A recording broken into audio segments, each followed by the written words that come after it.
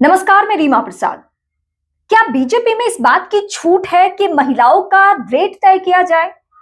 महिलाओं का प्राइस क्या है, ये बीजेपी के मंत्री पति अब तय करेंगे। अगर ये सुनकर आपका खून नहीं खौल रहा है तो यकीन मानिए खून नहीं पानी है। फिर उत्तराखंड की एक मंत्री है, रेखा आर्य, महिला बाल विकास मंत्री, लेकिन घर में पति ऐसा है जो महिलाओं की रेट तय करता है। गिरधारी लाल साहू सार्वजनिक मंच से बिहार की महिलाओं का प्राइस बता रहा है कि बिहार में महिलाएं तो 20 से 25 हजार में मिल जाती है। कितने कुंवारे हैं, किनको किनको शादी करानी है, अरे चलो बिहार से महिलाएं लेकर आएंगे।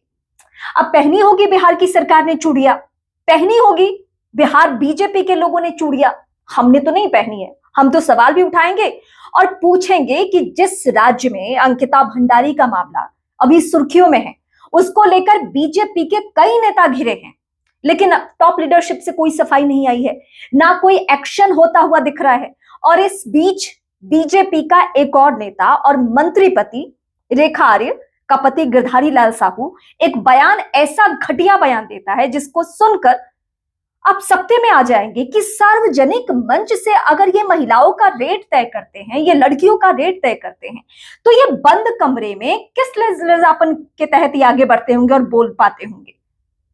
इनकी मानसिकता आप समझ रहे हैं? ये कितने कुंठित लोग हैं जो किसी प्रदेश की महिला का प्राइस तय कर रहे हैं। मुझे लगता है कि अगर आप बिहार के नहीं भी होंगे और किसी महिला का रेट कोई बता रहा होगा तो भी आपको गुस्सा आ रहा होगा। तो इस वीडियो को आप जितना शेयर कर सकते हैं उतना शेयर कीजिए, ताकि बिहार गवर्नमेंट पर भी असर पड़े कि बिहार की महिलाओं को लेकर जो ये बयानबाजी दी गई है वो कितनी घटिया बातें हैं, और बिहार बीजेपी से लेकर केंद्रीय बीजेपी तक पर भी असर पड़े कि ये छूट आखिर कब तक। ऐसे लोगों को बीजेपी क्यों शह देती है जो बार बार महिलाओं को लेकर इस तरीके की बयानबाजी करते हैं? क्या इनके ऊपर एक्शन नहीं होना चाहिए? और एक्शन ऐसा नहीं होना चाहिए कि आने वाले वक्त में कोई किसी भी प्रदेश की, सिर्फ बिहार का ये मामला नहीं है, किसी भी प्रदेश की किसी महिला को लेकर कोई ऐसा बयान कैसे दे सकता है, सोच भी कैसे सकता है कि किसी महिला का 20,000, 25,000 और 30,000 प्राइस हो सकता है? वो शादी करने के नाम पे, या ये क्या मानव तस्करी हो रहा है? क्या बीजेपी का ये नेता गिरधारी लाल साहू क्या इसी पेशे में है? क्या वो अलग अलग प्रदेशों में जाकर लड़की खरीदता है? क्या लड़कियों की सौदेबाजी करता है? और नहीं करता है तो फिर सार्वजनिक मंच से ये बयान वो क्यों दे रहा है? पत्नी महिला बाल विकास मंत्री है और घर में पति ही नहीं संभल रहा है, घर में पति ही ऐसी सोच लेकर आगे बढ़ रहा है, सार्वजनिक मंच से बातें बोल रहा है जिस पर यकीन करना मुश्किल हो। कोई मर्द, कोई पुरुष इस तरीके से किसी महिला के बारे में, किसी पर्टिकुलर प्रदेश के बारे में कैसे सोच सकता है? तो आवाज उठाइए ऐसे लोगों के खिलाफ। ये एक उन्नाव का मामला अलग से चल रहा है, उस पर कुछ लोगों को यकीन नहीं होता कि नहीं नहीं, कुलदीप सेंगर तो दूध का धुला हुआ है, अरे वो तो साधु महात्मा है, उसको तो खुलेआम छोड़ देना चाहिए।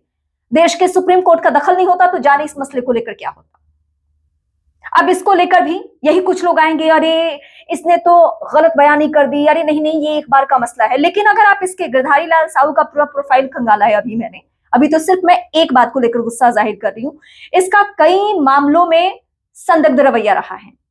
इसका आपराधिक एंगल से भी बहुत ही खराब प्रोफाइल है। इसके नौकर के किडनी को लेकर भी एक इसके ऊपर एलिगेशन है। बहुत ही विवादित चेहरा है। ऐसे लोगों को सार्वजनिक मंच से अगर इस तरीके से बयान देते हैं तो इनके खिलाफ बोलना, आवाज उठाना बहुत जरूरी है। मुझे लगता है कि आपको भी गुस्सा आ रहा होगा तो आप भी आवाज उठाइए ताकि बीजेपी ऐसे लोगों से जल्द किनारा करे और रेखा आर्य के मंत्री पद पर भी असर पड़े, क्योंकि ऐसे लोगों को राजनीति में रहने का कोई अधिकार नहीं है। और वैसे का पैटर्न देखते होंगे, मुखिया अगर महिला है तो उसका पति ही सर्वे सर्वा है, अगर मंत्री महिला है तो उसका पति ही सर्वे सर्वा है, तो फिर उस पत्नी को भी सजा भुगतनी चाहिए। इस बात से हम माफ नहीं कर सकते कि उसके पति ने कोई बयान दिया है तो पत्नी के ऊपर कोई इफेक्ट नहीं होना चाहिए, बिल्कुल होना चाहिए, दोनों के ऊपर इफेक्ट होना चाहिए। तो आप इस वीडियो को जितना शेयर कर सकते हैं उतना शेयर कीजिए और कमेंट करके मुझे बताइए कि ऐसे लोगों से आखिर बीजेपी कब किनारा करेगी। बीजेपी अगर वाकई महिला सशक्तिकरण को लेकर आगे बढ़ती है तो क्या महिलाओं का रेट तय करने वाले उसकी पार्टी में बरकरार रहेंगे? उसकी पार्टी से उसकी पत्नी मंत्री बनी रहेगी? क्या यह संभव है? क्या इस बात को आप एक्सेप्ट करने के लिए तैयार हैं? अगर नहीं तो मुझे कमेंट करके बताइए। अगली दफा जब मैं वीडियो बनाऊंगी तो आपकी कमेंट को जरूर मेंशन करूंगी। फिलहाल इस वीडियो को देखने के लिए बहुत शुक्रिया। आप मेरे हर प्लेटफॉर्म पे यानी यूट्यूब, इंस्टा, ट्विटर सब जगह मेरे साथ जुड़ सकते हैं।